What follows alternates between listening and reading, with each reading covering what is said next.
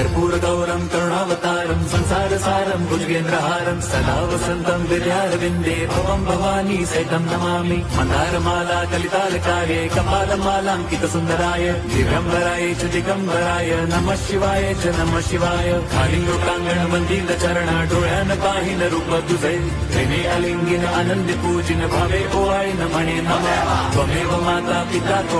त्वमेव बंधुच सखा त्वमेव